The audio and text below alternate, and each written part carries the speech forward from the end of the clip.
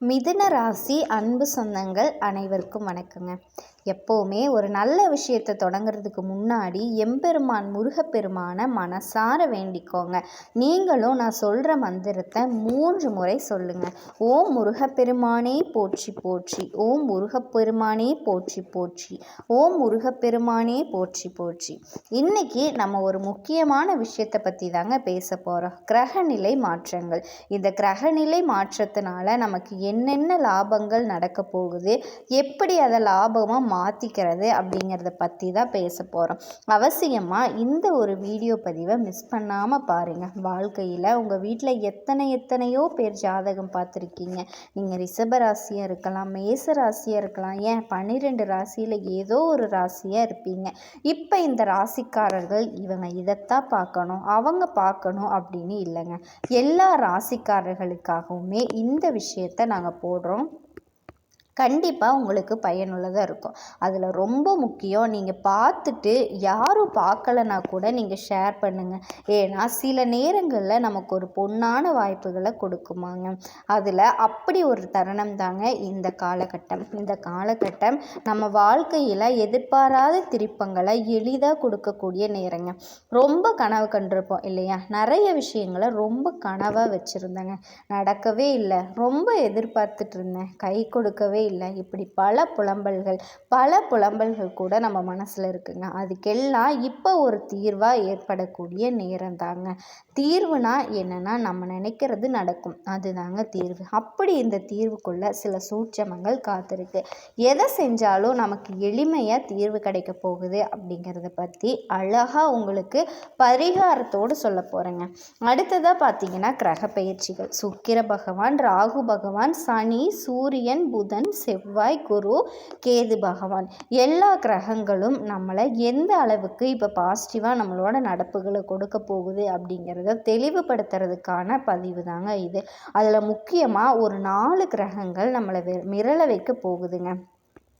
ஆண்டவனினுடைய உத்தரவு தாங்க அது. அந்த 4 கிரகங்கள், அதுக்கு நம்ம என்ன பண்ணணும், என்ன பரிகாரம் பண்ணணும் அப்படிங்கிறத பற்றியும் உங்களுக்கு தகவலாக கொடுக்குற ஒரு அரிய சந்தர்ப்பம். வாங்க போப்போம். வருமுன் காப்பது தான் அறிவாளிங்க. வந்த பின் ஒரு விஷயத்தை பார்த்து நொந்து போகிறவங்க ஏமாளி அப்படின்னு சொல்லுவாங்க. என்றைக்குமே ஏமாளியாக இருக்காமல் அறிவாளியாக இருக்கணும் அப்படின்னு நினைக்கக்கூடியவர்கள் மிதுன ராசிக்காரர்கள். ஆனால் என்றைக்கும் இந்த உலகம் அறிவாளியை ஏற்றுக்கிட்டு இந்த உலகம் அறிவாளிகளுக்கு பாராட்டு விழா நடத்தியிருக்கு. நம்ம ஏதாவது ஒரு உண்மையை சொன்னாலோ, ஏன் ஒரு அரசாங்கமே செய்ய முடியாததை நம்ம செஞ்சாலோ அவ்வளவு பெரிய பாராட்டெல்லாம் நமக்கு கிடைக்காதுங்க. அப்போ இந்த உலகம் மெச்சுற அளவுக்கு நம்ம நடந்துக்கிட்டாலும் உலகம் நமக்கு ஒரு சிபாரிசும் பண்ணாதுங்க. இது நிறைய இடத்துல மிதுன ராசிக்காரர்கள் வருத்தப்படுற ஒரு விஷயங்க. சில பேர் சொல்லுவாங்க இல்லையா, நான் பிறப்பிலேயே ரொம்ப அயோக்கியனாக இருந்தேன், நான் நல்லவனாக பிறக்கிறேன், சில நேரங்களில் கெட்டதும் பண்ணியிருக்கேன், ஆனால் இப்போ நல்லவனாக இருக்கேன். பொதுவாக பிறந்ததுல இருந்தே நான் ரொம்ப நல்லவன், இப்போ ரொம்ப நல்லவனாக இருக்கேன். நான் பிறந்ததுலேருந்தே ரொம்ப கஷ்டப்பட்டு முன்னேறி இப்போ ஒரு சிறந்த தன்மையை அடைஞ்சிருக்கேன். ஆனால் என்னன்னே தெரியல, எங்களை யாருமே ஒரு விஷயத்த ஒரு ரெகக்னைஸ் பண்ணவே மாட்டுறாங்க, அங்கீகாரம் அவ்வளவு சீக்கிரமாக கொடுக்கவே மாட்டேங்கிறாங்க அப்படின்னு நிறைய மிதுன ராசிக்காரர்கள் சொல்கிறத கேட்க முடியுதுங்க. உலகம் நல்லவர்களை என்றைக்குமே ஏற்றுக்கிறது ரொம்ப கஷ்டங்க. நல்லவர்களினுடைய செயல் போய் மனிதர்களினுடைய மத்தியில் பட்டு மனசு பக்குவமாக்கி தான் உங்களை ஏற்றுக்கிறாங்க. ஆனால் ஒருத்தர் உங்களால் உதவி அடைஞ்சிட்டாரு, பண உதவி, ஒரு நல்ல விஷயத்தில் பயனடைஞ்சிட்டாரு அப்படின்னா அவர் உங்களை விட மாட்டாருங்க. அது அடையிற வரைக்கும் உங்களை துரத்துவார். அதுக்கு கவலைப்படாத அப்படிங்கிற நெஞ்சம் தாங்க மிதுன ராசிக்காரங்க. அப்படிப்பட்ட மிதுன ராசிக்கு குரு சப்போர்ட் பண்ணுறாரு. உங்களை தலை குனியாமல் பார்த்துக்க போகிறாரு. குரு இப்போ என்ன பண்ணுறாரு அப்படின்னா, தலை குனியாமல் ஒரு மனுஷனோட பெரிய பலமே தலை குனியறது அப்படிங்கிறது இருக்கவே கூடாது. ஒரு காலகட்டத்தில் நம்ம பண்ண தப்பு, நம்மளுடைய கெட்ட விஷயங்களை கூட இப்போ யாராவது தோண்டி எடுக்க முயற்சி பண்ணி நம்மளை ஏதாவது சின்ன பின்னமாக்கலான்னு கூட யோசிப்பாங்க. நம்ம சின்னதாக யோசிச்சிருப்போம், அவன் பண்ணியிருப்பான் கெட்டதை, ஆனால் அவனுக்கு அது வெளியில் தெரியாதுங்க. அவனே மாட்டி மாட்டிக்குவான், புதைக்குழியில் போய் மாட்டிக்குவான். நீ ஒன்றும் பயப்படாத, நம்ம யாருக்கும் நேரடியாக எந்த கெடுதலும் பண்ணது கிடையாது, மறைமுகமாகவும் கெடுதல் பண்ணது கிடையாது மிதுன ராசி. ஆனால் கெட்ட சகவாசங்கள் நம்ம போய் கலந்துருக்க வாய்ப்பு இருக்குது. எப்படின்னா அவன் கெட்டவனு தெரியாமலேயே உள்ளே போயிருப்போங்க, தெரிஞ்ச பிறகு ஓடி வந்திருப்போம், தலை தெறிக்க வந்துடுவீங்க. அதுதான் நமக்கு இருக்காருங்க சிவபெருமான். ஏதாவது ஒரு ரூபத்தில் உங்கள் பக்கத்தில் விளையாடுவார். அதனால சில நேரத்தில் சில சோதனைகள் வரும்போதெல்லாம் வார்த்தைகளை விட்டுறாதீங்க. வார்த்தைகளை ரொம்ப ரொம்ப கம்முன்னு பிடிச்சிக்கோங்க. வார்த்தைகளை ரொம்ப அழகாக பேசுங்க, யதார்த்தமாக பேசுங்க, அன்பாக பேசுங்க, கருணையாக பேசுங்க.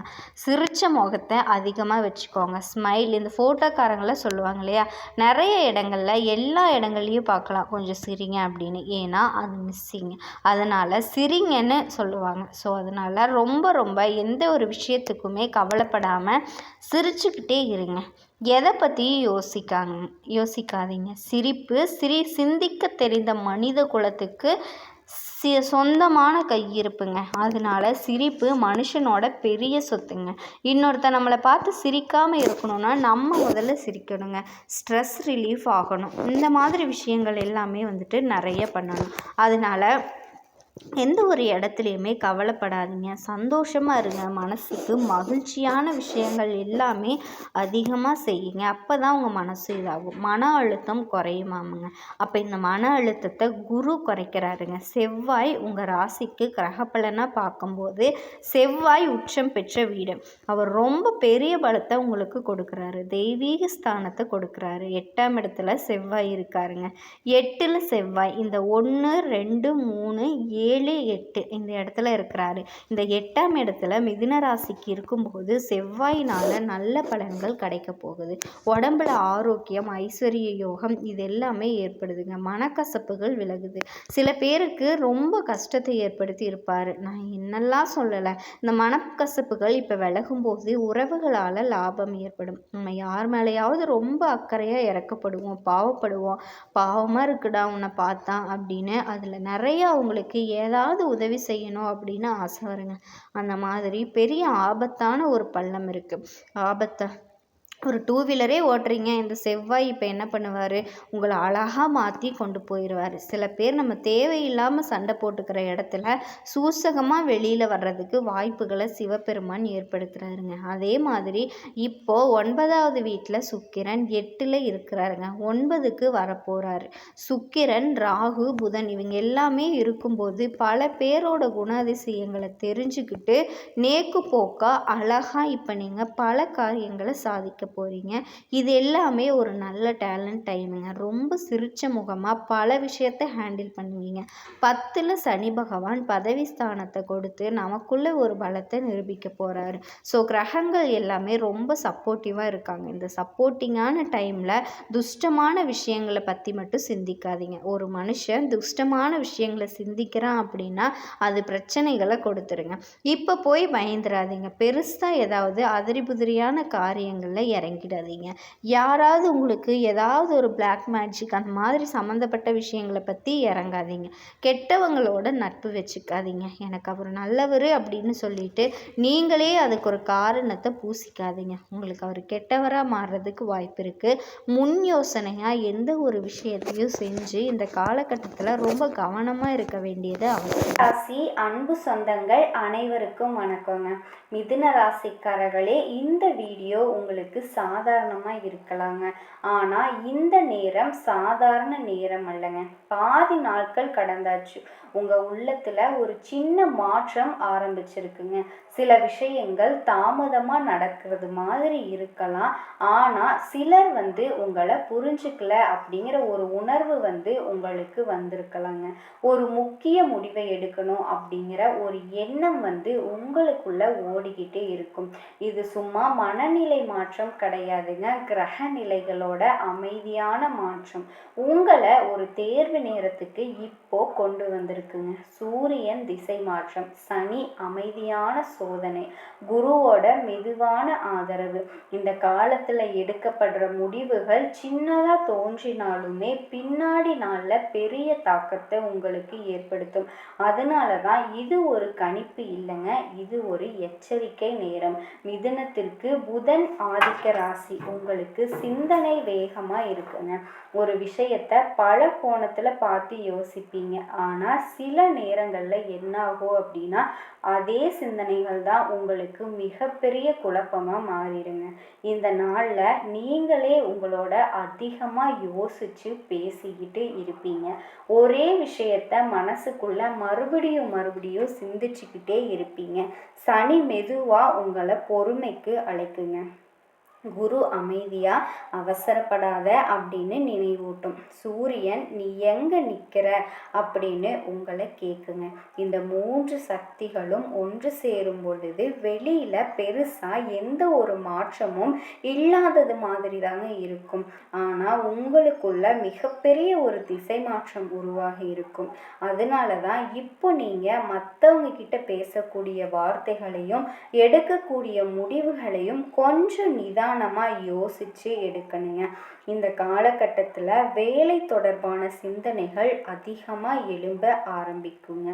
நான் சரியான இடத்துல தான் இருக்கேனா, என்னோட மதிப்பு மற்றவங்களுக்கு தெரியுதா அப்படின்னு உங்களுக்குள்ளேயே நீங்கள் அந்த கேள்வியை எழுப்பிக்கிட்டே இருப்பீங்க.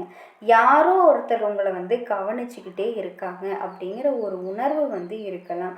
அது எதிர்மறை இல்லைங்க. சனி சோதிக்கும் பொழுது அவர் அமைதியை தாங்க சோதிப்பார். இந்த நாட்களில் நீங்கள் காட்டும் பொறுமை ஒரு சிறிய அங்கீகாரமாக திரும்பி வந்தே தீருங்க. பணநிலை மனம் பற்றி இந்த காலத்தில் பெரிய இழப்பு யோகம் தெரியல. அது ஒரு நல்ல விஷயங்க. ஆனால் சில நேரத்தில் பிரச்சனை இழப்பிலிருந்து வராது, நமக்கு இருக்கக்கூடிய தேவைகளில் அவசரத்தினுடைய லாப ஆசையிலிருந்து வருங்க. இந்த நாட்களில் ஒரு வாய்ப்பு வரலாம். அது பெருசாக உங்களுக்கு தெரியாது. ஆனால் அது மனசுக்குள்ள ஒரு சின்ன ஒரு குரலை உருவாக்கும். இதை இப்போவே செஞ்சுட்டா நல்லது, நமக்கு நடந்துருமோ, அந்த உணர்வு தாங்க கவனிக்க வேண்டியது. இது உங்களோட பிழை இல்லை. மற்றவங்க எல்லாருக்குமே நல்லது நினைச்ச உடனேயும் நடக்கும். மிதுனத்திற்கு மட்டும் கொஞ்சம் தாமதமாக தாங்க நடக்கும். பிறந்ததுல இருந்து இது நாள் வரைக்கும் அப்படிதாங்க உங்களோட வாழ்க்கையும் நகர்ந்துகிட்டு இருக்கு. காரணம் என்னன்னா மிதுன ராசிக்காரர்கள் வாய்ப்பை பார்க்க மாட்டீங்க அப்படின்னு இல்லைங்க. நீங்க வாய்ப்பை பார்க்குறீங்க. சில நேரங்களில் என்ன நடக்குது அப்படின்னா வேகம் பகுத்தறிவை முந்திடுங்க. இந்த வாரம் உங்களுக்கு வேகம் வேண்டாம். யாராவது இப்போ தான் சரியான நேரம்னு சொன்னால் கூட உங்களோட மனசுக்கு இதுதான் நல்ல நாள் அப்படின்னு ஒரு நாள் தோன்றும். இதுதான் நம்ம செய்யக்கூடிய நல்ல நேரம் அப்படின்னு தோணும். அந்த நேரத்தில் காரியத்தை தொடங்குங்க. ஒரு இரவு முழுக்க நீங்கள் அமைதியாக யோசிக்கலாம். அடுத்த நாள் எடுக்கக்கூடிய முடிவு தாங்க உங்களுக்கு நிம்மதியையும் பாதுகாப்பையும் தரும். இந்த காலம் பணம் சம்பாதிக்கிற காலம் கிடையாதுங்க. அவசரமான முடிவுகளை எடுக்கக்கூடாத காலம். உறவுகள் இந்த காலத்தில் உடைந்து போகக்கூடிய நிலை தெரியலைங்க. ஆனால் சில நேரத்தில் என்ன நடக்கும் அப்படின்னா தூரம் வார்த்தைகளால் வராது, அமைதியால் வரும்.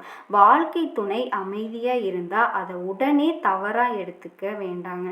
அவங்க பேசலை அப்படின்னா அவங்க கவலைப்படவில்லை அப்படின்னு அர்த்தம் கிடையாதுங்க.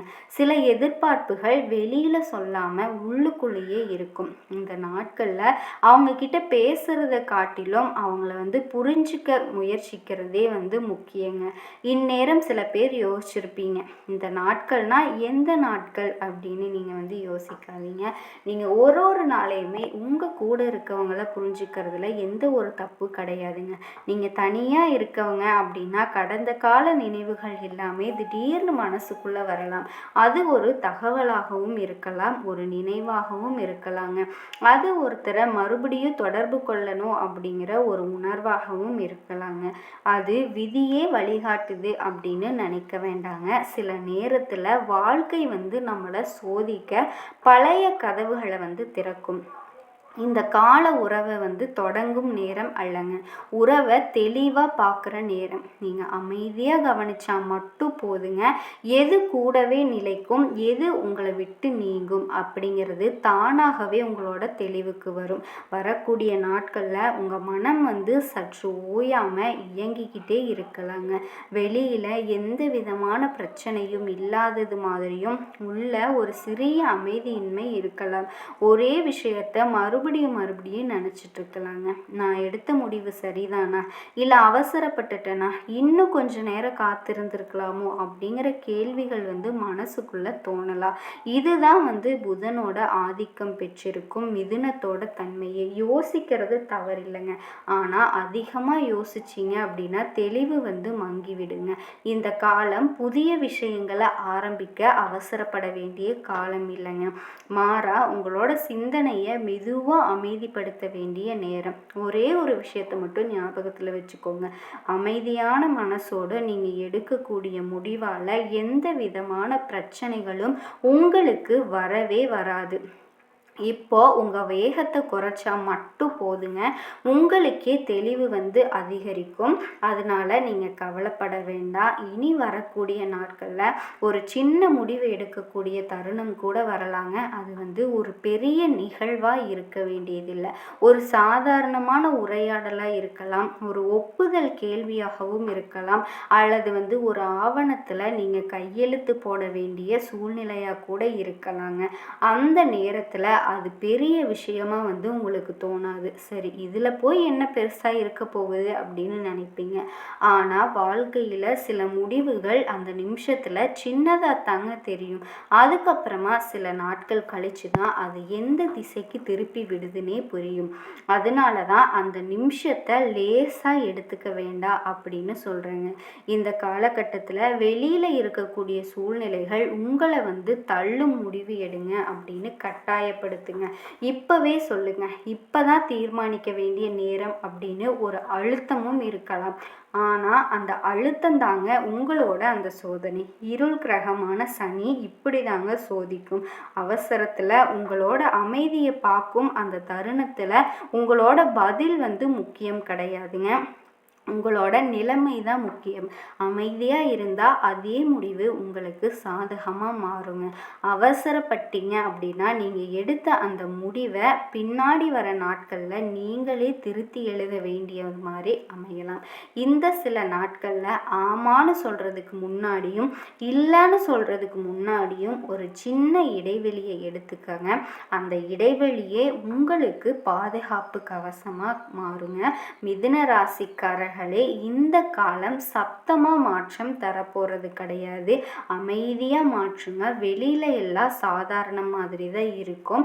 அதே வேளை அதே மனிதர்கள் அதே நாள். ஆனால் உங்களினுடைய உள்ளுக்குள்ள ஒரு விஷயம் மெதுவாக மாற ஆரம்பிக்கும். நீங்கள் எல்லாத்துக்குமே பதில் சொல்லிட்டு இருந்த இடத்துல இப்போ சில விஷயங்களுக்கு அமைதியாக இருக்கக்கூடிய நாட்கள் வந்திருக்குங்க.